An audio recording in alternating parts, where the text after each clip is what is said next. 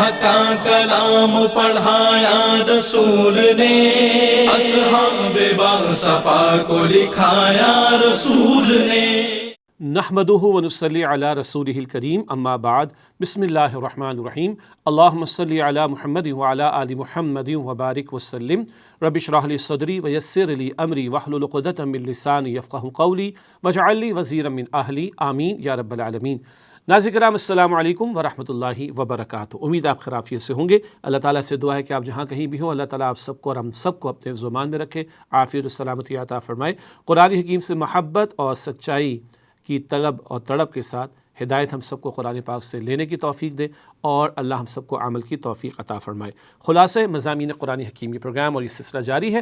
آج انشاءاللہ تعالیٰ قرآن حکیم کے 6 پارے کا خلاصہ یعنی مضامین کا خلاصہ ہم آپ کے سامنے رکھیں گے۔ اور آپ جانتے ہیں کہ سورت کے تعارف کے حوالے سے چند مختصر نکات، چند منتخب آیات کی مختصر تشریح اور حاصل کلام کے طور پر ٹیک اوے لیسنز کے طور پر چند اہم نکات ہم آپ کے سامنے رکھتے ہیں۔ قرآن حکیم کے 6 پارے کے مضامین کا آج ہم کر رہے ہیں مطالعہ۔ یہ 6 پارہ سورۃ النساء کی آیات 148 سے آگے چلتے ہوئے سورۃ المائدہ کی آیت نمبر 82 تک مشتمل ہے، یعنی سورۃ النساء کی تکمیل اور سورۃ المائدہ کا آغاز ہے قرآن حکیم کے اس 6 پارے میں۔ چلتے ہیں سب سے پہلے تعارف کے حوالے سے۔ سورۃ النساء کا تعارف پہلے بھی آ چکا، چند نقطے یاد دہانی کے تعارف کے حوالے سے آپ کے سامنے رکھ رہے ہیں۔ ہجرت، جہاد و قتال کے بارے میں احکامات اور اطاعت رسول صلی اللہ علیہ وآلہ وسلم کی اہمیت و ضرورت کو بیان کیا گیا ہے۔ یہ اہم ہدایات سورہ نساء میں ہمارے سامنے آئی ہیں۔ اسی طریقے پر اہل کتاب کے غلط عقائد اور مشرکین کے غلط مذہبی تصورات و اعمال کا بھی ذکر ہے۔ اہل کتاب کا تذکرہ بھی، ان کے غلط عقائد کا رد بھی ہوا ہے، اور مشرکین کے بھی بعض غلط مذہبی تصورات اور اعمال کی نفی کا تذکرہ ہمیں اس صورت میں ملتا ہے۔ سورۃ النساء کے تعلق سے ایک اور اہم موضوع جو بار بار آیا وہ یہ ہے کہ منافقین کے جرائم میں سے اطاعت رسول صلی اللہ علیہ وسلم سے فرار، جہاد و قتال، انفاق فی سبیل اللہ اور راہ الہی میں ہجرت سے گریز کا بیان، یہ منافقین کے کرتوت تھے، جا بجا سورۃ النساء میں ان کا تذکرہ آیا ہے۔ اب اس تعارف کے چند اہم نقطوں کے بیان کے بعد چلتے ہیں چند منتخب آیات سورۃ النساء سے، وہ آپ کے سامنے ہم رکھنا چاہیں گے۔ اس ضمن میں سب سے پہلے سورۃ النساء کی آیت نمبر 150 اور 151 آپ کے سامنے رکھنا چاہیں گے۔ بہت اہم مقام ہے اطاعت رسول صلی اللہ علیہ وسلم سے انکار کا انجام، یہ ذکر آ رہا ہے۔ سورہ نساء کی آیت نمبر 150 اور 151 میں ارشاد ہوا، ان الذین یکفرون باللہ ورسلہ، بے شک وہ لوگ جو انکار کرتے ہیں اللہ کا اور اس کے رسولوں کا، ویریدون ان یفرقوا بین اللہ ورسلہ، اور چاہتے ہیں کہ اللہ سبحانہ وتعالیٰ اور اس کے رسول کے درمیان میں فرق کر دیں، ویقولون نؤمن ببعض ونکفر ببعض، اور کہتے ہیں کہ ہم بعض کو مانتے ہیں اور بعض کو نہیں مانتے، وَيُرِيدُونَ أَن يَتَّخِذُوا بَيْنَ ذَلِكَ سَبِيلًا، اور چاہتے کہ ایمان اور کفر کے درمیان میں سے کوئی راستہ نکال لیں، أُولَٰئِكَ هُمُ الْكَافِرُونَ حَقًّا، یہی لوگ پکے کافر ہیں، وَأَعْتَدْنَا لِلْكَافِرِينَ عَذَابًا مُهِينًا، اور ہم نے کافروں کے لیے ذلت والا عذاب تیار کر رکھا ہے۔ اس سورہ نساء کی 2 آیتیں، آیت نمبر 150 اور 151، فتنوں کا رد کیا جا رہا ہے۔ تاریخ میں فتنوں کے اٹھائے جانے کے اعتبار سے کئی کیفیات ہمیں دکھائی دیتی ہیں، ان میں سے اہم ترین باتیں یعنی کیفیات جو فتنہ برپا کرنے کے لیے اختیار کی جاتی ہیں ان کا تذکرہ آ رہا ہے۔ پہلی بات آئی کہ اللہ اور اللہ کے رسولوں کے درمیان فرق کرتے ہیں، اللہ کو ماننے کا دعویٰ کرتے ہیں، رسولوں کا انکار کرتے ہیں، کسی ایک رسول کو مانتے ہیں، کسی ایک رسول کو نہیں مانتے۔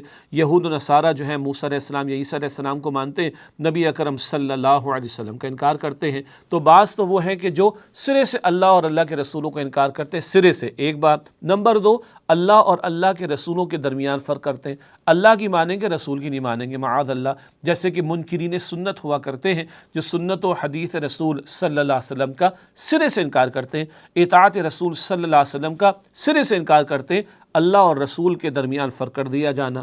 تیسری بات آئی، کہتے ہیں کہ ہم بعض کو مانتے بعض کو نہیں مانتے۔ یہ بات میں عرض کر رہا تھا کہ یہودی ہیں، موسیٰ علیہ السلام کو مانتے لیکن نبی علیہ السلام کو نہیں مانتے، نصارہ ہیں، عیسیٰ علیہ السلام کو ماننے کا دعویٰ ہے لیکن رسول اکرم صلی اللہ علیہ وسلم کا انکار کرتے ہیں، کچھ کو مانتے کچھ کو نہیں مانتے، یہ ایک اور تصور آ گیا۔ اور نمبر 4، چاہتے کہ ان کے درمیان میں سے کوئی راستہ نکال لیں۔ درمیان میں سے راستہ نکالنے کی ایک شکل کیا ہے؟ چلو بھائی کوئی موسیٰ علیہ السلام کو مان لے، کوئی عیسیٰ علیہ السلام کو مان لے، کوئی محمد صلی اللہ علیہ وسلم کو مان لے، کیا فرق پڑتا ہے؟ بھائی بہت فرق پڑتا ہے۔ آخری پیغمبر رسول اکرم صلی اللہ علیہ وسلم کو مانے بغیر اب کوئی صاحب ایمان نہیں ہو سکتا۔ ایک اور تصور ہے آج کے دور میں جسے وحدت ادیان کا تصور کہتے ہیں، وحدت ادیان کا تصور، اس کا بھی رد ہو رہا ہے۔ وحدت ادیان، یونٹی آف ریلیجن، کیا بھائی تمام مذاہب کی اچھی اچھی باتیں لے لو اور ایک گلوبلی ایکسیپٹیبل یونیفائڈ ریلیجن بنا لو۔ انا للہ و انا الیہ راجعون۔ اکبر کا دین الہی معروف ہے نا، کوئی کہتا ہے جی خدا کو مانو، کوئی کہتا ہے رام کو مانو، کوئی کہتا ہے بھگوان کو مانو، کوئی کہتا ہے گاڈ کو مانو، کوئی کہتا ہے ایشور کو مانو، تو چلو سب مانتے تو ہیں، سب کو ملا لو۔ ارے مسئلہ کہاں آ رہا ہے، کوئی ان کو نہیں مانتا، کوئی ان کو نہیں مانتا، چلو چلتا، بھائی نہیں چلتا۔ محمد مصطفیٰ صلی اللہ علیہ وسلم پر ایمان لائے بغیر اب کوئی صاحب ایمان ہو ہی نہیں سکتا۔ تو وہ لوگ جو اللہ اور اس کے رسول کا انکار کریں، وہ لوگ جو اللہ اور اللہ کے رسولوں کے درمیان فرق نکالیں، وہ لوگ جو کہیں ہم کچھ کو مانتے کچھ کو نہیں مانتے، اور وہ کہ جو چاہتے کہ درمیان میں سے کوئی راستہ نکال کر سب کو ملانے اور جوڑنے کی وحدت ادیان کی سازش کی جائے، معاذ اللہ، اللہ تعالیٰ یہاں فرما رہا ہے اولئک هم الکافرون حقا، یہی پکے کافر ہیں۔ اہم ترین بات کیا ہے؟ ہمارا ایمان کس بات پر کھڑا ہے؟ اس بات پر کہ ہم رسول اکرم صلی اللہ علیہ وسلم پر ایمان رکھتے ہیں۔ علماء نے، فقہا نے ایمان کی جو ٹیکنیکلی ڈیفینیشن بیان کی ہے، تعریف کی ہے ایمان کی، وہ کیا ہے؟ تصدیق بما جاء بہ النبی صلی اللہ علیہ وسلم، ہر وہ خبر جو نبی اکرم صلی اللہ علیہ وسلم نے عطا فرمائی اس کی تصدیق کرنا، یہ دراصل ایمان ہے۔ اللہ ہمیں رسول اکرم علیہ السلام کی ختم نبوت پر سچا پکا ایمان، اور بہرحال ختم نبوت پر ایمان کے کچھ تقاضے ہیں، ان کو ادا کرنے کی توفیق عطا فرمائے۔ اگلی آیت سورۃ النساء کی آیت نمبر 165۔ رسالت کا مقصد اتمام حجت، کیا مطلب؟ اللہ نے پیغمبروں کو بھیج کر اتمام حجت کر دی، لوگوں پر کل کوئی بہانے نہ بنائے کہ ہمیں تو پتہ ہی نہیں تھا۔ ارشاد ہو رہا ہے سورۃ النساء آیت نمبر 165 میں، رسولا مبشرین و منذرین، اللہ تعالیٰ فرما رہا ہے کہ سب رسولوں کو اللہ نے خوشخبری سنانے والے اور اللہ کے عذاب سے خبردار کرنے والے بنا کر بھیجا۔ لِأَلَّا يَكُونَ لِلنَّاسِ عَلَى اللَّهِ حُجَّةٌ بَعْدَ الرُّسُلِ، تاکہ رسولوں کے آنے کے بعد لوگوں کو اللہ پر الزام کا موقع نہ رہے۔ اللہ پر الزام، معاذ اللہ، کیا مطلب؟ کوئی بہانے نہ بنائے، اللہ مجھے تو پتہ ہی نہیں تھا، مجھ تک تو پیغام ہی نہیں پہنچا، مجھے تو معلوم ہی نہ ہوا کہ اللہ تیری بندگی کرنی تھی۔ نہ کوئی الزام کا موقع، کوئی لیم ایکسکیوز، کوئی بہانہ بنانا، کوئی عذر تراشنا، کوئی عذر پیش کرنے کا موقع نہیں ہوگا۔ وَكَانَ اللَّهُ عَزِيزًا حَكِيمًا، اور اللہ غالب ہے، کل اختیار رکھنے والا، حکیم حکمت والا ہے۔ اہم ترین بات کیا ہے؟ اب پہنچانے کی ذمہ داری کس پر ہے؟ اللہ نے آدم علیہ السلام سے لے کر رسول اکرم صلی اللہ علیہ وسلم تک 1.25 انبیاء رسول کو بھیجا تاکہ اللہ کا پیغام بندوں تک پہنچے، اور تاکہ کل کوئی کھڑے ہو کر اللہ کے سامنے لیم ایکسکیوز اور بہانے پیش نہ کرے۔ ختم نبوت ہو گئی، کار رسالت باقی ہے، پہنچانے والا کام باقی ہے، اور یہ ذمہ داری ہماری ہے۔ البقرہ آیت نمبر 143 143 میں ہم نے پڑھا، ہمیں امت وسط بنایا، اب سارے انسانوں تک رسول اکرم صلی اللہ علیہ وسلم کے پیغام کو پہنچانے کی ذمہ داری امت مسلمہ کے کاندھوں پر ہے۔ تو اللہ تعالیٰ نے بلینک نہیں بھیجا بندوں کو، انسانوں کے اندر نیکی بدی کا شعور اللہ نے رکھا، اللہ نے انسانوں میں روح میں سے پھونکا، اللہ تعالیٰ نے سوچنے سمجھنے کی صلاحیت فیکلٹیز عطا کی، اللہ نے کتابوں کو نازل کیا، اللہ نے رسولوں کو بھیجا، یہ سارے دلائل دے کر، اور اللہ سبحانہ و تعالیٰ نے سارے مواقع دے کر بندوں کو پیدا کیا ہے تاکہ کل کوئی اللہ کے سامنے لیم ایکسکیوز پیش نہ کرے، بہانے نہ بنائے۔ ہاں، ختم نبوت ہو گئی، کار رسالت باقی ہے، اب یہ پہنچانے کی ذمہ داری ہم مسلمانوں کے کاندھوں پر ہے۔ اللہ ہمیں اس کی توفیق عطا فرمائے۔ یہ سورہ نساء کی 2 منتخب آیات کا مطالعہ ہم نے آپ کے سامنے رکھا۔ اب کیونکہ اس سورت کی تکمیل ہو رہی ہے تو آگے چلتے ہیں اور اگلی سورت کا آغاز کرتے ہیں۔ اگلی سورت ہے سورۃ المائدہ، البقرہ، آل عمران، النساء، اب ایک اور مدنی سورت سورۃ المائدہ۔ آئیے سورۃ المائدہ کے بارے میں چند تعارفی نکات یعنی پوائنٹس آپ کے سامنے رکھتے ہیں، ذہن میں رکھیے گا۔ یہ مدنی صورت ہے، البقرہ، آل عمران، النساء، اور اب سورۃ المائدہ۔ آئیے چند نکات تعارف کے حوالے سے سورۃ المائدہ کے ضمن میں آپ کے سامنے رکھتے ہیں۔ پہلی بات، دین اسلام سے متعلق احکامات و ہدایات دی گئی ہیں اور ان کی تکمیل فرمائی گئی ہے۔ اس صورت میں شریعت کے احکامات تکمیلی صورت میں آ رہے ہیں۔ اللہ کے دین کی تکمیل کا اعلان بھی اسی صورت میں، ایک آیت کا مطالعہ کریں گے، اور شریعت کے کئی آخری احکامات جس سے پہ دین کی تعلیم مکمل ہوئی، وہ احکامات سورۃ المائدہ میں عطا کیے گئے۔ آگے لکھا ہے، عقیدہ، عبادات، معاملات، معاشرت، اخلاقیات اور فوج داری قوانین کے بارے میں ہدایات دی گئی ہیں۔ فوج داری سے مراد اجتماعی معاملات کے حوالے سے رہنمائی، لوگوں کی جان و مال اور آبرو کی حفاظت کے لیے احکامات اینڈ سو آن۔ اسی طریقے پر بغاوت، فساد اور چوری کی سزائیں معین کی گئی ہیں۔ شراب اور جوئے کو قطعی حرام قرار دیا گیا ہے۔ آخری احکامات شراب و جوئے کے بارے میں وہ اسی سورۃ المائدہ میں ہمارے سامنے آئیں گے۔ مسلمانوں کو بار بار نصیحت کی گئی کہ شریعت کے احکام کے نفاذ کی جد و جہد کریں اور منافقانہ طرز عمل سے اجتناب کریں۔ منافقین تو دین کی جد و جہد سے بھاگ جاتے تھے، ہاں سچے پکے ایمان والے اللہ کے دین کے غلبے، اللہ کے دین کے نفاذ کے لیے محنت کریں گے، جان کو، مال کو، وقت کو، صلاحیتوں کو لگائیں گے، تو شریعت کے احکام کے نفاذ کی جد و جہد کرنا ایمان والوں پر فرض ہے، لازم ہے، ضروری ہے۔ اس کا تذکرہ اس صورت میں ہمارے سامنے آ رہا ہے۔ گویا نفاذ شریعت کا موضوع اس صورت کا ایک اہم ترین موضوع ہے۔ مسلمانوں کو یہود و نصارہ کے عقائد اور طرز عمل سے اجتناب کرنے کی نصیحت ہے۔ ہم وہ حرکتیں نہ کریں جو یہود و نصارہ نے کی، غیر المغضوب علیہم ولا الضالین، پڑھتے ہیں نا، مانگتے ہیں نا اللہ تعالیٰ سے، تو یہود و نصارہ کے غلط عقیدے اور ان کا غلط طرز عمل، اس سے اجتناب کرنے کی نصیحت مسلمانوں کو کی گئی۔ آخری نقطہ سورۃ المائدہ کے تعارف کے ذیل میں ہے، یہود و نصارہ کو بھی نبی کریم صلی اللہ علیہ وسلم پر ایمان لانے اور آپ کی شریعت اپنانے کی دعوت ہے۔ یہ دعوت سورۃ البقرہ میں بھی ہمارے سامنے آئی، سورہ آل عمران میں بھی آئی۔ اب حتمی انداز سے، دو ٹوک انداز میں یہود و نصارہ کو نبی اکرم صلی اللہ علیہ وسلم پر ایمان لانے کی دعوت دینے کی بات کی جا رہی ہے اور ان کی شریعت کو اپنانے کا تقاضا کیا جا رہا ہے۔ یہ بہت سارے موضوعات ہیں جو سورۃ المائدہ میں ہمارے سامنے آتے ہیں۔ آئیے اب اس تعارف کے بعد چند نکات آپ کے سامنے رکھتے ہیں منتخب آیات کی تشریح کے ذیل میں۔ تو سورہ مائدہ کی چند منتخب آیات کا مطالعہ اب ہم آپ کے سامنے رکھیں گے۔ سب سے پہلے سورہ مائدہ کی آیت نمبر 2، بہت قیمتی بات آ رہی ہے، معاشرت کا اہم اصول۔ معاشرت کا کیا اہم اصول دیا جا رہا ہے کہ خیر کے کام ہو تعاون کرو، شر کے کام ہو تعاون نہ کرو۔ اصولی بات ہے، بڑی اہم اصولی بات ہے۔ فرمایا جا رہا ہے سورۃ المائدہ کی آیت نمبر 2 میں، تعاونوا علی البر والتقوی، نیکی اور تقوی کے کاموں میں ایک دوسرے کے ساتھ تعاون کرو، ولا تعاونوا علی الاثم والعدوان، اور گناہ اور زیادتی کے کاموں میں ایک دوسرے کے ساتھ تعاون نہ کرو، واتقوا اللہ، اور اللہ کا تقوی اختیار کرو۔ اس اصول پر عمل کب ہوگا؟ جب خوف خدا دل میں ہوگا۔ ان اللہ شدید العقاب، بے شک اللہ کا عذاب بڑا سخت ہے۔ سبحان اللہ، کیا مطلب؟ اللہ کی عطا کردہ تعلیم پر عمل نہ کرو، اللہ کے دیے ہوئے اصول پر عمل نہ کرو تو پھر ڈرنا اللہ کی پکڑ کا شکار نہ ہو جاؤ، اور اللہ کا عذاب بڑا سخت ہے۔ کیا بتایا جا رہا ہے؟ ہم سنتے ہیں چلو تم ادھر کو ہوا ہو جدھر کی، نہ نہ نہ، اس نے یہ کیا تو ہم بھی یہ کریں گے، اور فرق کیا ہوا بھائی؟ نہیں، ہم نے نیکی کی دعوت دینی ہے، اور نیکی اور تقوی کے کاموں میں ایک دوسرے کے ساتھ تعاون کرنا ہے، اور گناہ اور زیادتی کے کاموں سے بچنا بھی ہے، اور گناہ اور زیادتی کے کاموں میں ایک دوسرے سے تعاون بھی نہیں کرنا ہے۔ سبحان اللہ، یہ اصولی ہدایت دین ہمیں عطا کرتا ہے۔ ارے بھائی، لوگ تو برائی میں ایک دوسرے کا ساتھ دے رہے ہیں تو دینے دو بھائی، ہم کو اس رخ پر چلیں، ہوا ہو جدھر کی۔ ہمیں تو ہوا کے رخ کو بدلنے کی ضرورت ہے۔ بھائی مارکیٹ میں تو یہی چلتا ہے، ٹرینڈ تو یہی چل رہا ہے، وہ برا کرے گا ہم بھی برا کریں گے، ہاں، اور وہ فلاں برائی کی دعوتیں دے رہے، بڑا مزہ آ رہا ہے بھائی، برائی کی فلاں دعوت میں پیسہ ملتا ہے، کمائی ہوتی ہے، کیوں نہ کرے؟ استغفر اللہ، نہ، نیکی اور تقوی کے کاموں میں ایک دوسرے کے ساتھ تعاون کرو، اور گناہ اور زیادتی کے کاموں میں ایک دوسرے کے ساتھ تعاون نہ کرو۔ اللہ کا دین پورے معاشرے کو سدھارنا چاہتا ہے۔ اکیلے اکیلے نیک نہ بننا، نیکی کی دعوت بھی دینا، تعاون بھی کرنا، اکیلے شر سے بدی سے نہ بچنا، دوسروں کو بچانے کی روکنے کی کوشش کرنا، اور برائی کے کاموں میں ایک دوسرے کے ساتھ تعاون نہ کرو۔ بندہ اپنی ذات سے آگے بڑھ کر پورے ماحول و معاشرے کا سوچے۔ اللہ کا دین یہ تربیت ہماری فرما رہا ہے۔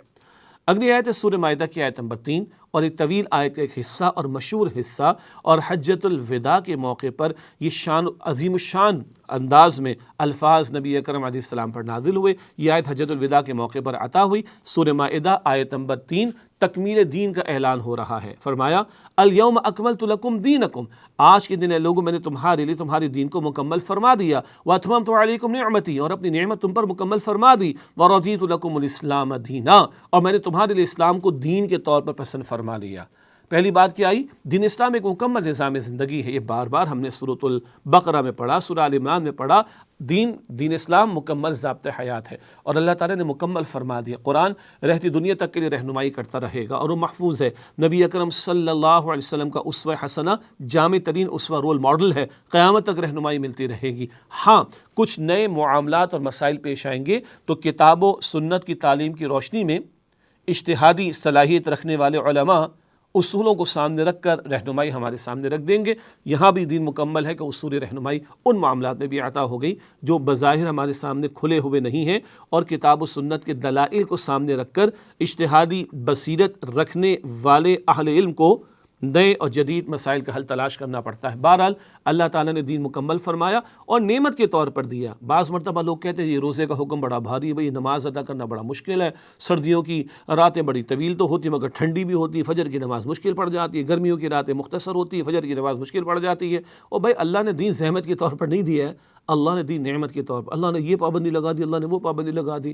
دفتروں میں پابندی نہیں ہوتی 9 بجے انٹر ہو گئے، نہیں ہو گئے تو 3 دن کے بعد تنخواہ کٹے گی۔ ہاں بچے کو ٹائم پہ اسکول لے کر نہیں جاتے، ہر جگہ پابندی چل رہی ہو، اللہ کے دین کی پابندی نہ کرے، عجیب بات ہے۔ یہ کوئی زحمت نہیں بلکہ رحمت اور نعمت ہے۔ اللہ کیا فرما رہا ہے؟ وَأَتْمَمْتُ عَلَيْكُمْ نِعْمَتِي، اور میں نے اپنی نعمت تم پر مکمل فرما دی، اور وَرَضِيتُ لَكُمُ الْإِسْلَامَ دِينًا، اور اللہ فرماتے ہیں میں نے اسلام کو تمہارے لیے بطور دین پسند کر لیا۔ دین ہے اسلام۔ ہم نے پہلے بھی بات کی، انگریزی والا ریلیجن نہیں ہے، یہ انگلش والا ریلیجن نہیں ہے، یہ عربی والا دین ہے، system of life, code of life. زندگی کے تمام گوشوں کے لیے اللہ تعالیٰ نے ہدایت رہنمائی مکمل فرما دی اور پورے کے پورے دین پر عمل کا تقاضا ہے، جیسے کہ البقرہ آیت نمبر 208 میں ہم پڑھ چکے ہیں، ادخلوا فی السلم کافہ، اسلام میں پورے کے پورے داخل ہو جاؤ۔ اگلی آیت ہے سورہ مائدہ کی آیت نمبر 6، طویل آیت ہے اور یہاں وضو سے متعلق رہنمائی ہے۔ اسی طریقے پر اللہ سبحانہ و تعالیٰ نے حالت جنابت یعنی جب بندے پر غسل لازم ہو جاتا ہے اس کا تذکرہ کیا ہے، اور اللہ سبحانہ و تعالیٰ نے تیمم کی اجازت اور اس کا طریقہ بھی عطا کیا ہے۔ بہت جامع آیت ہے، ارشاد ہو رہا ہے یا ایھا الذین آمنوا، اے وہ لوگو جو ایمان لائے ہو، اذا قمتم الی الصلاۃ، جب تم نماز پڑھنے کا ارادہ کرنے لگو، فاغسلوا وجوہکم وایدیکم الی المرافق وامسحوا برؤوسکم وارجلکم الی الکعبین، تو اپنے چہروں کو دھو لیا کرو اور اپنے ہاتھوں کو کونی تک دھو لیا کرو اور سر کا مسح کر لیا کرو اور ٹخنوں تک پاؤں کو دھو لیا کرو۔ یہ وضو کے 4 فرائض بھی یہاں پر بیان ہو گئے۔ وَإِن كُنتُمْ جُنُوبًا فَطَّهِّرُوا، اور جب تم حالت جنابت میں ہو تو خوب پاکیزگی حاصل کرو۔ یہ قرآن پاک نہیں بتاتا کہ جنابت جنوباً یہ کیا ہوتا ہے اور خوب پاکیزگی کیا ہے، یہ قرآن پاک نے تو نہیں بتایا، یہ تو سنت رسول صلی اللہ علیہ وسلم نے بتایا۔ مراد اگر ایسی ناپاکی ہو گئی جس میں غسل کرنا لازم ہوتا ہے تو خوب پاکیزگی کیا ہے، غسل کر لینا۔ وَإِن كُنتُم مَرْضَىٰ أَوْ عَلَىٰ سَفَرٍ أَوْ جَاءَ أَحَدٌ مِّنكُم مِّنَ الْغَائِطِ أَوْ لَامَسْتُمُ النِّسَاءَ، اور اگر تم بیمار ہو یا حالت سفر میں ہو یا تم میں سے رفع حاجت واش روم سے کوئی آیا اپنی حاجت کو پورا کر کے، یا تم نے عورتوں سے تعلق قائم کیا ہے، فَلَمْ تَجِدُوا مَاءً، پھر تم پانی نہ پاؤ، فَتَيَمَّمُوا صَعِيدًا طَيِّبًا، تو پاک مٹی سے تیمم کا ارادہ کر لو۔ تیمم کہتے ہیں ویسے ارادہ کرنے کو، تو تم کیا کر لو، پاک مٹی سے ارادہ کرو۔ کس چیز کا؟ فَامْسَحُوا بِوُجُوهِكُمْ وَأَيْدِيكُمْ مِنْ، اور اس سے اپنے منہ اور ہاتھوں کا مسح کر لو، یعنی پھیر لو، یعنی تیمم کر لو۔ 3 باتیں ہیں۔ نمبر 1، وضو کے فرائض اللہ تعالیٰ نے یہاں بیان فرمائے۔ اچھا دلچسپ بات سنیں، یہ سورۃ المائدہ مدنی دور میں نازل ہو رہی ہے۔ ہاں نماز تو مکی دور سے فرض ہو گئی تھی، سبحان اللہ، تو اس وقت کیا وضو نہیں تھا؟ بالکل وضو موجود تھا۔ وہ کون بتا رہا تھا؟ وہ رسول اکرم صلی اللہ علیہ وسلم بتا رہے تھے۔ قرآن کنفرمیشن کر رہا مدنی دور میں جا کر۔ معلوم ہوا، سنیے گا، معلوم ہوا کہ وضو کے فرائض پیغمبر صلی اللہ علیہ وسلم نے صحابہ کو سکھا دیے تھے، قرآن میں کنفرمیشن بعد میں آ رہی ہے۔ اس سے سنت رسول کی اہمیت کا اندازہ ہوتا ہے کہ اللہ کے رسول علیہ السلام پر قرآن پاک کے علاوہ بھی وحی آتی تھی۔ اور جیسے کہ میں نے عرض کیا، جنوباً جنابت کسے کہتے ہیں؟ قرآن پاک تو نہیں بتاتا، سنت کی تعلیم نے بتایا۔ فَطَّهِّرُوا، خوب پاکیزگی، کیا 10 مرتبہ منہ دھو لیں؟ کیا کریں بھائی؟ اللہ کے رسول نے بتایا علیہ السلام، جب ایسا زوجین کا تعلق قائم ہو جاتا ہے یا ایک بے خوابی کا معاملہ ہو جایا کرتا ہے، مسائل ہمیں معلوم ہے، تو وہ کیفیت کہ ایسی ناپاکی جس سے پاک ہونے کے لیے غسل فرض ہے اس کو جنابت کہتے ہیں۔ فَطَّهِرُوا، خوب پاکیزگی، غسل کرنے کو کہتے ہیں۔ یہ تعلیم کس نے دی ہے؟ یہ رسول اکرم علیہ السلام نے۔ پھر اللہ تعالیٰ نے بڑی آسانی عطا فرمائی، بیماری کا معاملہ ہو گیا یا حالت سفر میں ہو، پانی دستیاب نہیں ہے، واش روم سے آئے ہو، عورتوں سے تم نے تعلق قائم کیا، پانی تمہیں میسر نہیں ہے، اگر پانی میسر نہ ہو تو تیمم کیا جائے گا۔ تیمم ہے ارادہ کرنا پاکیزگی کا، اور پاک مٹی ہو یا اس کی جنس سے کوئی شے ہو، اینٹ ہے، دیوار ہے، پتھر ہے، مٹی کی جنس سے کوئی شے ہے تو ارادہ کریں گے پاکیزگی حاصل کرنے کا اور اس پر ہاتھ پھیریں گے، وہ چہرے پہ پھیر لیا جائے گا۔ دوبارہ اس مٹی پر یا دیوار وغیرہ پر ہاتھ یوں پھیرے ہم نے اور کوہنیوں سمیت دونوں ہاتھوں پر پھیر لیا، اس کو کہتے تیمم۔ جب غسل لازم ہو جائے گا، عجیب اور خوبصورت مسئلہ، اور سب پانی وغیرہ دستیاب نہیں ہے تو بھی ایک ہی تیمم اسی طریقے پر، اور وضو لازم ہو جائے اور پانی وغیرہ دستیاب نہیں، بیماری دیگر مسائل ہیں، اور بھی تفصیلات تفاصیل میں دیکھی جا سکتی ہیں۔ تو تیمم کیا ہے؟ یہ آسان شریعت اللہ نے عطا فرمائی، بندوں کی مشکلات کے لیے اللہ نے آسانی عطا فرمائی۔ اللہ تعالیٰ قرآن کریم میں سورۃ البقرہ میں فرماتا ہے یرید اللہ بکم اليسر ولا یرید بکم العسر، اللہ آسانی فرمانا چاہتا ہے، مشکل فرمانا نہیں چاہتا۔ اگلی آیت ہے سورہ مائدہ کی آیت نمبر 8۔ قیام عدل کا تقاضا آ رہا ہے۔ عدل کی بات سورہ نساء میں بھی آئی تھی آیت 135 میں، اب عدل کے قیام کی بات سورہ مائدہ میں بھی آ رہی آیت نمبر 8 میں۔ ارشاد ہوا یا ایھا الذین آمنوا، اے وہ لوگوں جو ایمان لائے ہو، کونوا قوامین للہ، اللہ تعالیٰ کے لیے کھڑے ہو جاؤ قائم کرنے والے بن کر، شہداء بالقسط، قسط یعنی عدل کی گواہی دینے والے بنتے ہوئے۔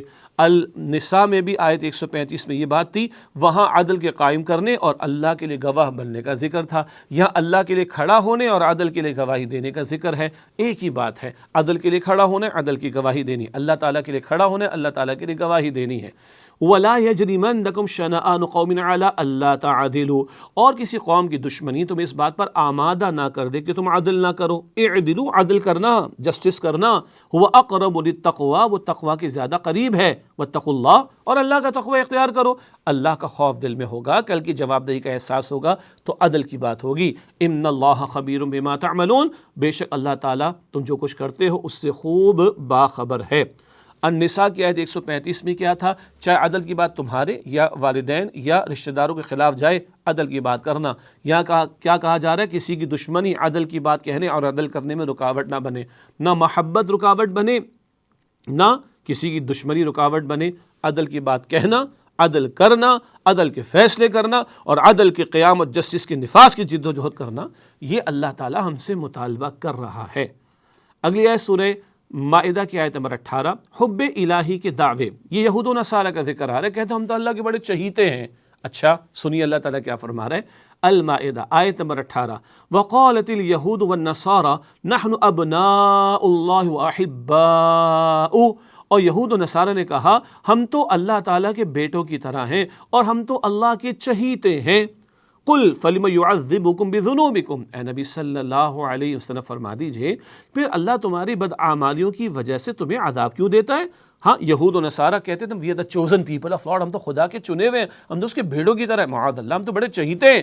پھر اللہ فرمانا عذاب کیوں آتا ہے؟ کہ اللہ کے محبوب بندے عذاب کے شکار ہوتے ہیں، ان کی پٹائیاں ہوتی ہیں، ان پر عذاب نازل ہوتا ہے کیا؟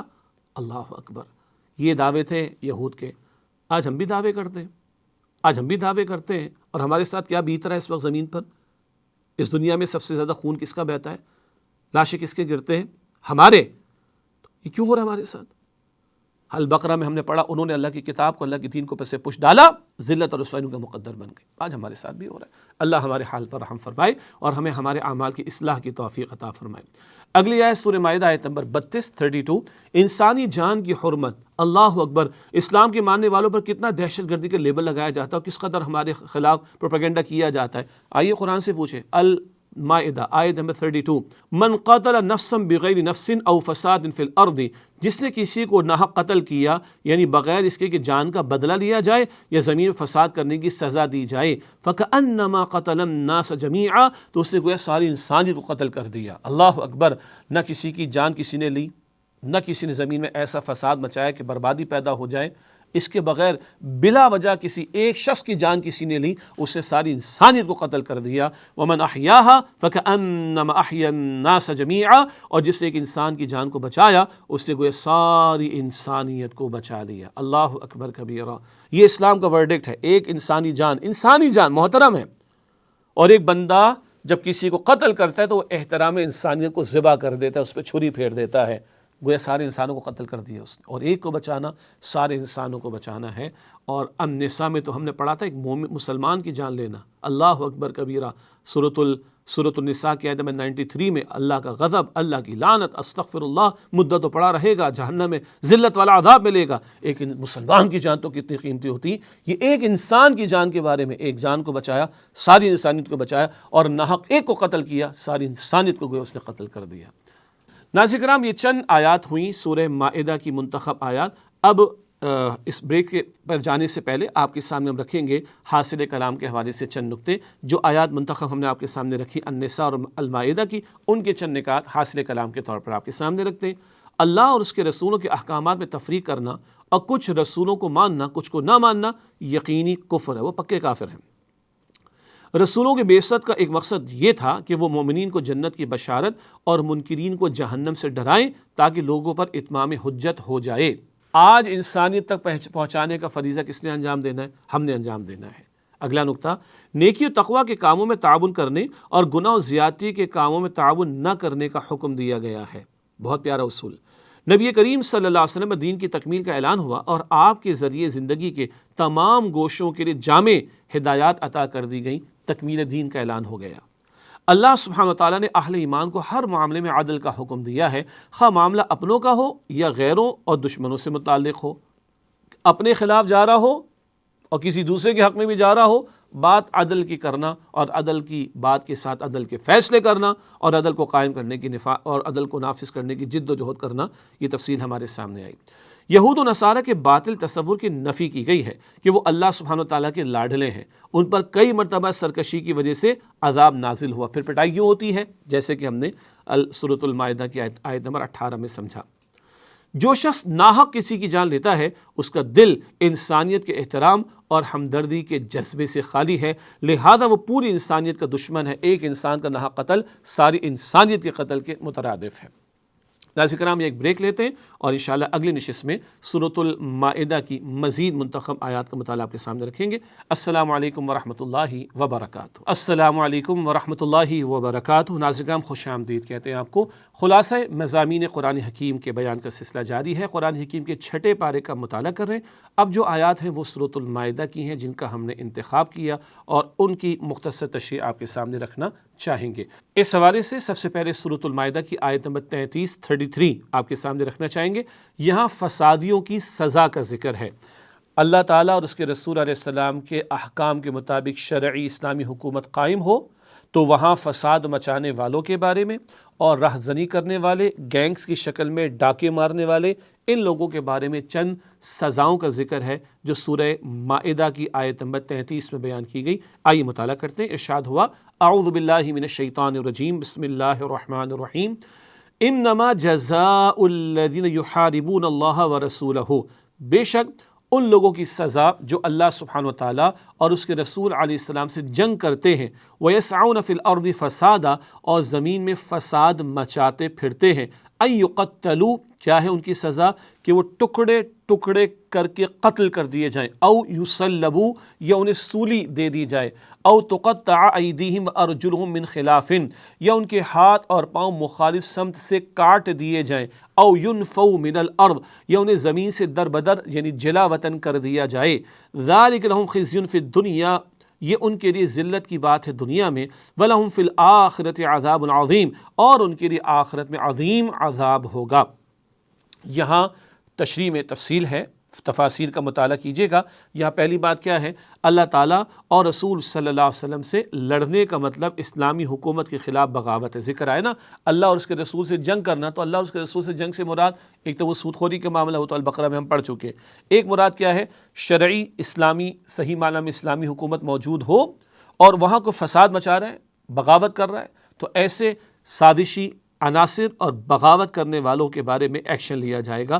اسی طریقے پر آگے مفسرین جو بات لکھی وہ یہ بھی ہے کہ فساد میں ڈاکہ زنی اور قتل و غارت گری وغیرہ شامل ہیں، یعنی گینگز کی شکل میں قتل و غارت گری کرنا، ڈاکے ڈالنا، یہ جو بڑے بڑے دہشت گردی کے معاملات بھی کہہ دیجئے اور فساد مچانے کے معاملات کہہ دیجئے، یہ سب اس کے ذیل میں شامل ہیں۔ مگر ایک صحیح شرعی اسلامی حکومت کے حوالے سے جب یہ بغاوت کا معاملہ، تو پھر یہ سزائیں بتائی گئی ہیں۔ اب 4 سزائیں ہیں۔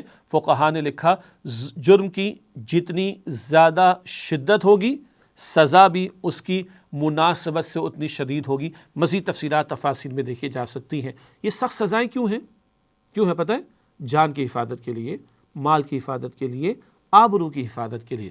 قصاص کا حکم سورۃ البقرہ میں ہم نے پڑھا نا، سورۃ البقرہ آیت 179، کیوں؟ زندگی اس میں تمہارے لیے۔ قاتل کو قصاص میں قتل کیا جائے گا تو لوگوں کے لیے عبرت بنے گی نا۔ 100 مرتبہ بندہ سوچے گا میں کسی کو قتل کروں یا نہ کروں۔ جان، مال، آبرو کی حفاظت کے لیے یہ شرعی سزائیں ہیں جو ہمارے دین نے عطا فرمائی تاکہ لوگوں کا تحفظ ہو اور معاشروں میں سلامتی اور امن میسر آ سکے۔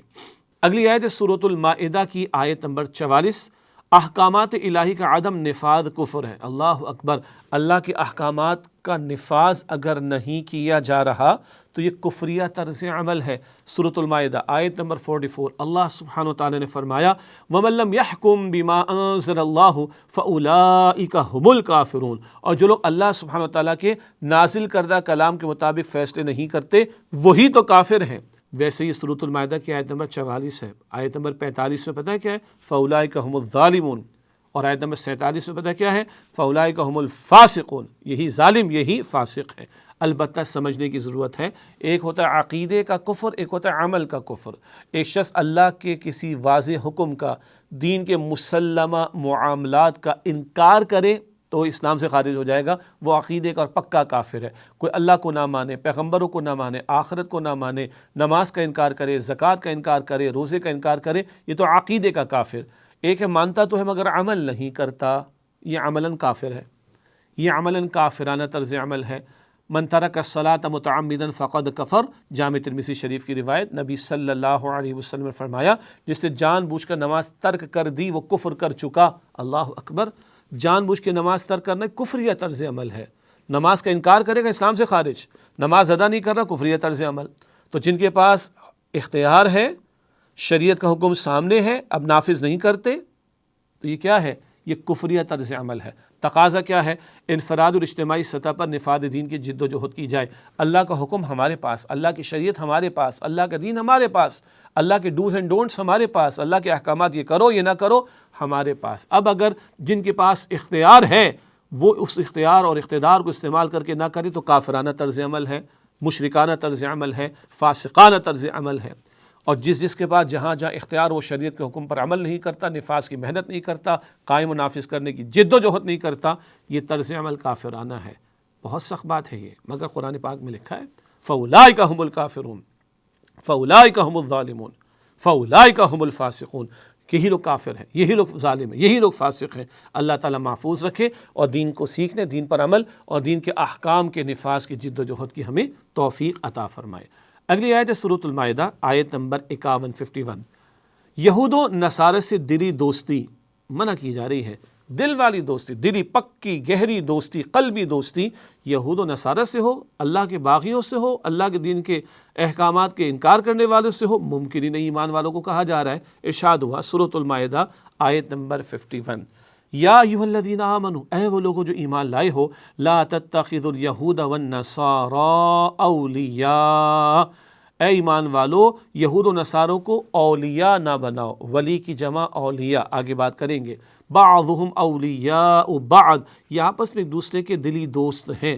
ومن یتولہم منکم فانہ منہم، اور تم میں سے جو ان سے دلی دوستی اختیار کرے گا وہ انہی میں شمار کیا جائے گا۔ اللہ اکبر، ان اللہ لا یہدی القوم الظالمین، بے شک اللہ ظالمین کی قوم کو ہدایت نہیں دیا کرتا۔ اللہ اکبر کبیرہ۔ اے ایمان والو یہود و نصارہ کو اولیاء نہ بناؤ۔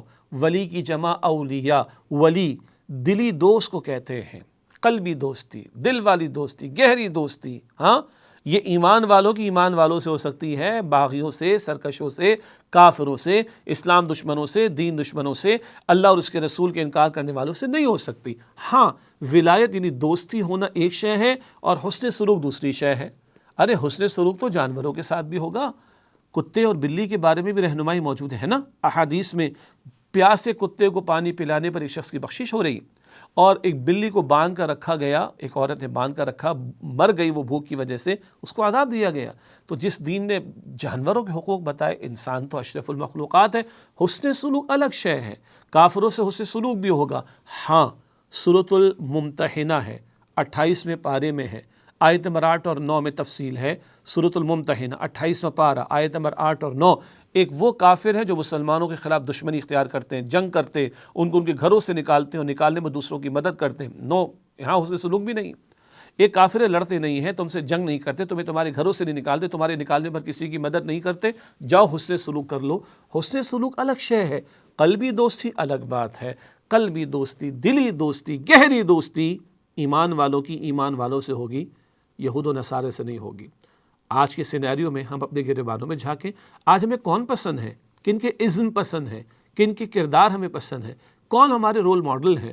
ہمارے عوام بھی دیکھ لیں، ہمارے حکمران بھی دیکھ لیں، مسلم حکمرانوں کو کن سے زیادہ دوستیاں کرنا پسند ہے؟ اللہ اکبر کبیرہ۔ اور عوام الناس کے لیے رول ماڈل کون ہے؟ کس کو فالو کرنا چاہتے ہیں، کس کے پیچھے پیچھے چلنا چاہتے ہیں؟ کچھ تو پتہ چل جائے گا نا۔ لیکن یاد رہے، ایمان والوں کو تو اللہ منع فرماتا ہے کہ کافروں سے دلی دوستی نہیں ہو سکتی۔ اگلی آیت سورہ مائدہ کی آیت نمبر 54 ارتداد عملی کا بیان۔ ارتداد کسے کہتے ہیں؟ مرتد ہو جانا۔ مرتد کسے کہتے ہیں؟ انگلش میں اپوسٹیٹ کو کہتے ہیں، پھر جانے والا۔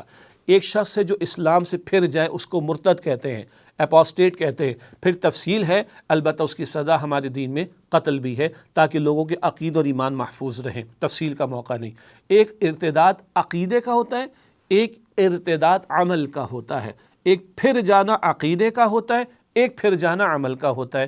جیسے تھوڑی دیر پہلے ہم نے سمجھا، ایک کفر عقیدے کا ہوتا ہے، ایک کفر عمل کا ہوتا ہے۔ تو ایک ارتداد پھر جانا عقیدے کا ہوگا، ایک ارتداد پھر جانا عمل کا ہوگا۔ یہاں عملی ارتداد کی بات ہو رہی ہے، خطرہ ہمیں اور آپ کو ہے۔ دیکھیے خطاب کس سے ہو رہا ہے؟ سورۃ المائدہ آیت 54، یا ایھا الذین آمنوا، اے وہ لوگو جو ایمان لائے ہو، من یرتد منکم عن دینہ، تم میں سے جو اپنے دین سے پھر جائے گا، فسوف یأتی اللہ بقوم یحبہم ویحبونہ، تو اللہ سبحانہ وتعالیٰ تمہیں ہٹا کر ایسی قوم کو لے آئے گا کہ وہ لوگ ہوں گے کہ اللہ ان سے محبت فرمائے گا اور وہ اللہ سے محبت کریں گے۔ اذلۃ علی المؤمنین، ایمان والوں کے حق میں بڑے نرم دل ہوں گے۔ اعزۃ علی الکافرین، کفار کے بارے میں بڑے شدید اور سخت ہوں گے۔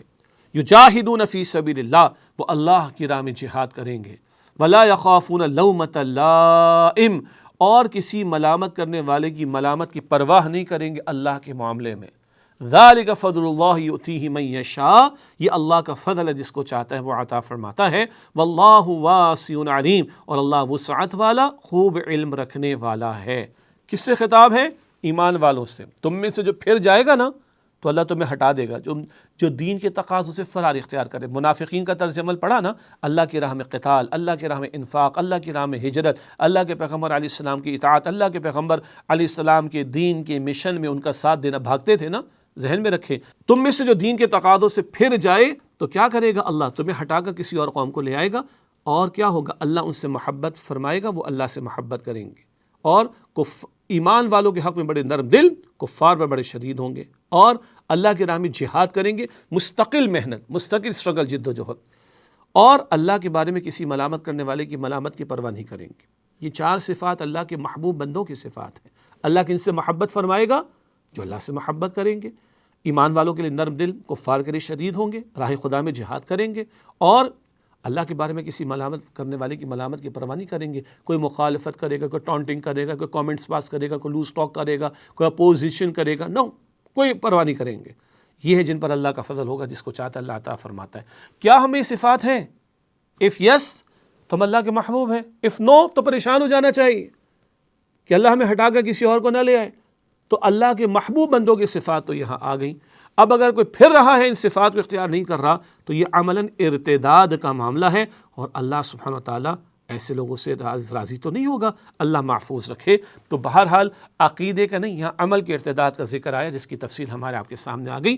اللہ تعالیٰ اپنے محبوب بندوں میں مجھے اور آپ کو شامل فرمائے، اور دین پر استقامت اور دین کے لیے جد و جہد اللہ کے نبی علیہ السلام کا مشن تھا، اللہ اس میں مجھے اور آپ کو جان و مال سے شریک رہنے کی توفیق عطا فرمائے۔ اگلی آیت ہے سورۃ المائدہ کی آیت نمبر 66، نفاذ شریعت کی برکات کا تذکرہ۔ سورۃ المائدہ میں نفاذ شریعت پر بہت زور دیا گیا ہے، یہاں شریعت کے احکام کے نفاذ کی برکات کا تذکرہ آ رہا ہے۔ سورۃ المائدہ آیت نمبر 66، وَلَوْ أَنَّهُمْ أَقَامُوا التَّوْرَاةَ وَالْإِنْجِيلَ وَمَا أُنزِلَ إِلَيْهِمْ مِنْ رَبِّهِمْ، اور اگر وہ قائم کرتے تورات اور انجیل کے احکام کو، اور اس کو جو ان پر ان کے رب کی طرف سے نازل کیا گیا، لَأَكَلُوا مِنْ فَوْقِهِمْ وَمِنْ تَحْتِ أَرْجُلِهِمْ، تو وہ اپنے اوپر سے بھی کھاتے اور اپنے نیچے سے بھی کھاتے، مراد برکات ملتی۔ مِنْهُمْ أُمَّةٌ مُقْتَصِدَةٌ، ان میں سے ایک گروہ تو وہ ہے کہ جو صحیح راہ پر ہے، وَكَثِيرٌ مِّنْهُمْ سَاءَ مَا يَعْمَلُونَ، اور ان میں سے بہت سے، یعنی اکثر تو وہ ہیں جو کچھ کرتے ہیں وہ برا عمل کرتے ہیں۔ اہل کتاب کا ذکر ہے، تورات اور انجیل ان کو عطا کی گئی، تورات اور انجیل کے پڑھنے ہی نہیں، قائم کرنے کا بھی مطالبہ تھا۔ بتایا جا رہا ہے اگر وہ قائم کرتے تورات اور انجیل کے احکام کو جو وحی ان پر اللہ کی طرف سے نازل کی گئی، آسمان سے بھی اللہ برکتیں عطا کرتا، زمین سے بھی۔ آج نہ تورات ویلڈ کتاب ہے نہ انجیل ویلڈ کتاب ہے، اب تو قرآن حکیم قیامت تک کے لیے رہنمائی کرنے والا۔ آج اگر قرآن حکیم کے احکام پر جو ہے وہ عمل درآمد ہو اور شریعت کا نفاذ ہو، اللہ آسمان سے بھی خزانے عطا فرمائے گا اور زمین سے بھی برکت عطا فرمائے گا۔ آج ہمارے مسائل کی سب سے بڑی وجہ، محض عقل سے سوچنے والے یہ سوچیں، سب سے بڑی وجہ شریعت کا حکم نافذ نہ ہونا ہے۔ اگر اللہ کی شریعت کے احکامات کا نفاذ ہو، اللہ آسمان سے بھی برکتیں اور زمین سے بھی رحمتیں اور برکتیں عطا فرمائے گا۔ اگلی آیت سورۃ المائدہ آیت نمبر 67، تبلیغ قرآن کا تذکرہ، اور اس ضمن میں قرآن حکیم کی طرف بھی متوجہ کیا جا رہا ہے۔ سورۃ المائدہ آیت نمبر 67، یا ایھا الرسول بلغ ما انزل الیک من ربک، اے رسول صلی اللہ علیہ وسلم جو کچھ آپ اور آپ کے رب کی طرف سے نازل کیا گیا اس کی تبلیغ فرما دیجئے۔ وَإِن لَّمْ تَفْعَلْ فَمَا بَلَّغْتَ رِسَالَتَهُ، اور بالفرض اگر آپ نے یہ کام نہ کیا تو رسالت کا حق ادا نہ ہوگا۔ وَاللَّهُ يَعْصِمُكَ مِنَ النَّاسِ، اور اللہ تعالیٰ لوگوں کے مقابلے میں آپ کی حفاظت فرمانے والا ہے۔ إِنَّ اللَّهَ لَا يَهْدِي الْقَوْمَ الْكَافِرِينَ، بے شک اللہ کافروں کی قوم کو ہدایت نہیں دیا کرتا۔ رسول اکرم علیہ السلام کو تعلیم اور آپ کے ذریعے امت کو تعلیم جو رب کی طرف سے نازل ہو رہا ہے اس کی تبلیغ کر دی جائے۔ اشارہ کیا ہے؟ تبلیغ دین کا بنیادی اولین اہم ترین ذریعہ خود قرآن حکیم ہے۔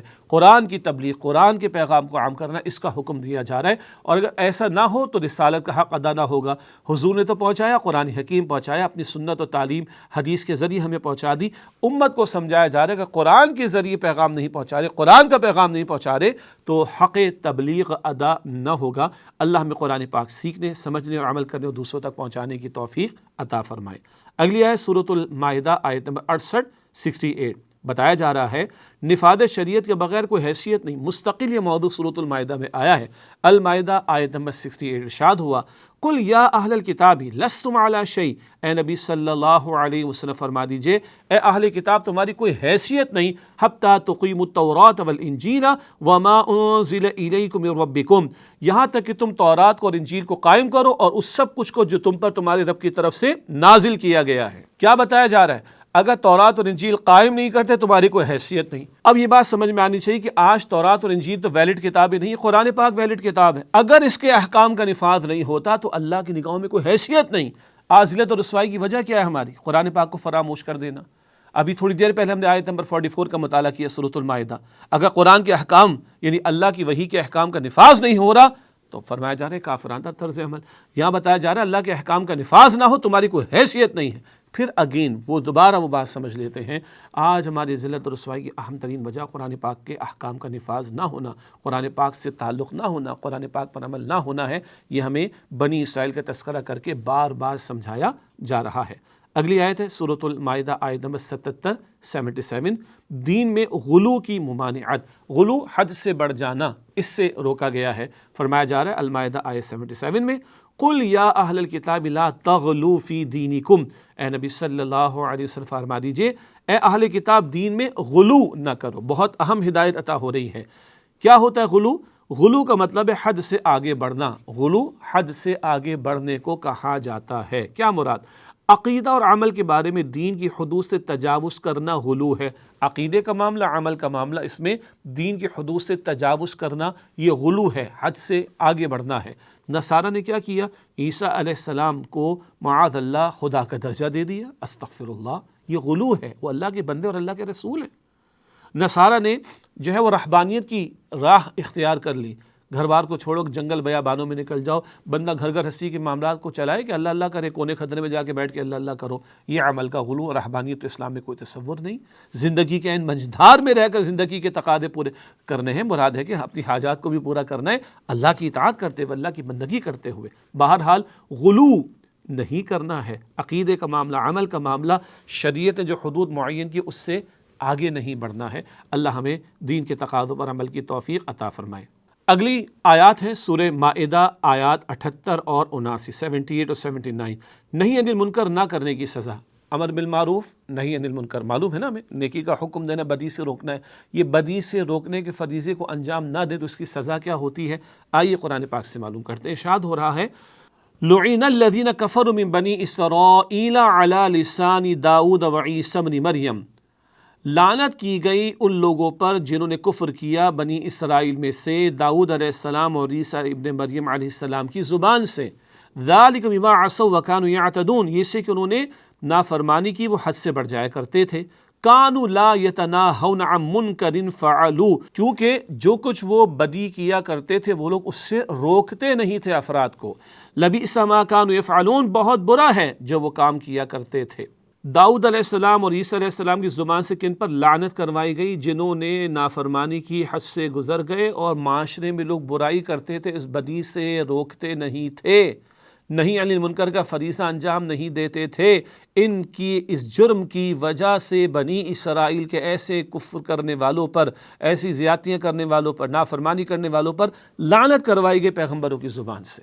آج امر بالمعروف نہیں عن المنکر کا فریضہ کس نے انجام دینا ہے؟ ہم نے، ہمیں سمجھایا جا رہا ہے اگر یہ فریضہ انجام نہیں دیں گے تو لعنت کا معاملہ ہوگا۔ لعنت کا مطلب کیا ہے؟ اللہ تعالیٰ کی رحمت سے دوری کا معاملہ۔ اللہ ہمیں معاف رکھے۔ اور یہ امت کس کام کے لیے کھڑی کی گئی؟ سورہ آل عمران آیت نمبر 110، نیکی کا حکم دینا ہے، بدی سے روکنا ہے۔ اللہ ان فرائض کو انجام دینے کی ہمیں توفیق عطا فرمائے۔ الحمدللہ آج کی منتخب آیات کا مطالعہ ہوا مکمل۔ آخر میں حاصل کلام کے طور پر چند اہم نکات آپ کے سامنے رکھنا چاہیں گے۔ اللہ تعالیٰ کی نازل کردہ شریعت کے مطابق فیصلے نہ کرنے والے عملاً کافر ہیں، لہذا ہمیں مقدور بھر کوشش کرنی چاہیے کہ انفرادی زندگی میں احکام شریعت پر مکمل طور پر عمل کریں اور اجتماعی معاملاتی زندگی میں ان کے نفاذ کی عملی جد و جہد کریں۔ ہم پڑھ چکے ہیں اللہ کے حکم کے مطابق فیصلہ ہو، یہ عمل کافرانہ ہے تو خود بھی دین پر عمل کرنا ہے اور شریعت کے احکام کے نفاذ کی جد و جہد بھی ہمیں کرنی ہے۔ اگلا نقطہ، یہود و نصارہ سے دلی دوستی منع ہے، نیز مستقبل کے خطرات کے پیش نظر ڈر سے کفار سے دوستی رکھنے والا انہی میں شمار ہوگا۔ اگر کافروں سے دلی دوستی ہیں تو انہی میں شمار ہوگا۔ استغفر اللہ۔ اللہ تعالیٰ کے محبوب بندوں کی صفات یہ ہیں کہ اللہ سبحانہ وتعالیٰ ان سے محبت فرماتا ہے، اور وہ اللہ سے محبت کرنے والے ایمان والوں کے لیے نرم، کفار کے لیے نہایت سخت، اللہ سبحانہ وتعالیٰ کی راہ میں جہاد کرنے والے اور ملامت کرنے والوں کی ملامت سے بے نیاز ہوتے ہیں۔ اللہ یہ صفات مجھے آپ کو ہم سب کو اختیار کرنے کی توفیق عطا فرمائے۔